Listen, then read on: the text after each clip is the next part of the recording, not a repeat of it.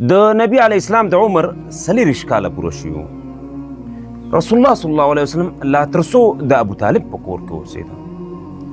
ابو طالب د نبی علیه السلام نه شام ته د تجارتي سفر لپاره غوښتنه وکړه.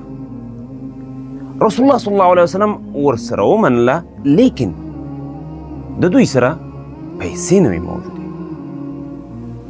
ابو طالب په مکه کې یوه مالداره زنانه چې خدیجه نومېده او هغې به د مکې تجارانو ته په مضاربت پیسې ورکولې، د هغې سره خبرې وکړې او دوی په 4 اوښانو باندې راضي شول. یعنې 4 اوښان د رسول الله صلی الله علیه وسلم د مزدورۍ په شکل او نور هر څه ګټه چې کېږي هغه به د خدیجې وي. رسول الله صلی الله علیه وسلم د سفر لپاره آماده شو او ورسره د خدیجې یو غلام چې میسره نومېده هغه هم د لارې ملګری شو. نبي علیه السلام په خپل لومړني تجارت کې د نورو تجارانو نه عجیب طرز اختیار کړ. هغه دا چې نبي علیه السلام په دې تجارت کې 2 طرفه تجارت وکړ. یعنی هر هغه څه چې په مکه کې ارزان و هغه یې د مکې نه شام ته یوړل او څه چې په شام کې میلاوېدل هغه یې د شام نه مکې ته راوړل چې په دې سره دوی ته ډېره ګټه لاسته راغله. میسره او نبي علیه السلام پر لار روان ول. په لاره کې به د نبي علیه السلام مختلفې نښې ښکاره کېدلې چې د نبی علیه السلام په عظمت به یې دلالت کاوه. یو دا چې نبی علیه السلام او میسره به چې پر لار روان ول، که به هوا ډیره ګرمه وه نو پرښتې به راتلې او په دوی به یې سوری کاوه. دغه حالت به میسره ډیر ذلیل لیده. بله دا چې نبی علیه السلام به د میسره سره داسې اخلاق کول لکه یو مشر او یا کوم استاد سره یې چې څوک کوي.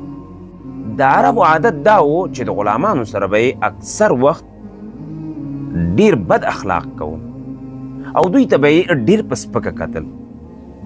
خو د نبي علیه السلام دې اخلاقو پر دې غلام باندې ډیر زیات تاثیر وکړ او ډیر تعجب یې وکړ په دې کار. بله دا چې د رسول الله صلی الله علیه وسلم په دې سفر کې د نبی علیه السلام ښه اخلاقو ټول خلک رامات کړي ول او د دوی سره به یې راکړه ورکړه کوله او د دوی نه به یې مالونه اخیستل او په دوی به یې خرڅول. دا 3 هغه حالتونه ول چې د میسره په نوم غلام یې ډیر متعجب کړی و. دوی دواړه پر لار روان ول چې د بصرې علاقې ته ورسېدل. بصره یو علاقه وه چې د شام مربوط وه او په دغه علاقه کې مخکې به بحیره راهب اوسېده. په دا ځل سفر کې بحیره راهب وفات شوی و او د ده په ځای بل راهب هلته مشهور و. دغه راهب به اکثر وخت د عربو نه راغلې قافلې څارلې او د دوی نه به یې د نبي علیه السلام په باره کې پوښتنې کولې. دا ځل دا بیا په خپله عبادت خانه کې ناست و او روانه قافله یې څارله. دا راهب له لرې نه متوجه شو چې د دې قافلې په یو خاصه برخه باندې وریځې سوری کوي او د یو کنډو نه په تېرېدو باندې دغې خاصې برخې ته ونې او کاڼي ښکته کېږي، یعنې سجده ورته کوي. ده ډیر تعجب وکړ او په ورختای یې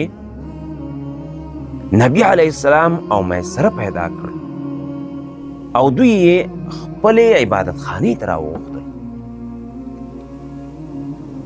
دوی ته یې د رسول الله صلی الله علیه وسلم د نښو په اړه وویل چې دغه نښې نه وي موجود مګر په یو نبي کې. دلته دغه خبرې میسره واورېدې. رسول الله صلی الله علیه وسلم او ورسره ملګری د تجارت لپاره شام ته لاړ. هلته یې خپل تجارت خلاص کړ او بیرته مکې ته راستون شو. خدیجه رضی الله عنها ته یې د هغې مال بیرته وسپاره. خدیجې د خپل د مال په لیدو باندې او ورسره د ګټې په ډېرېدو باندې ډېره خوشحالي وښودله. زموږ نننۍ ویډیو هم دومره وه. تر بلې ویډیو د الله په امان. السلام علیکم ورحمة الله وبرکاته.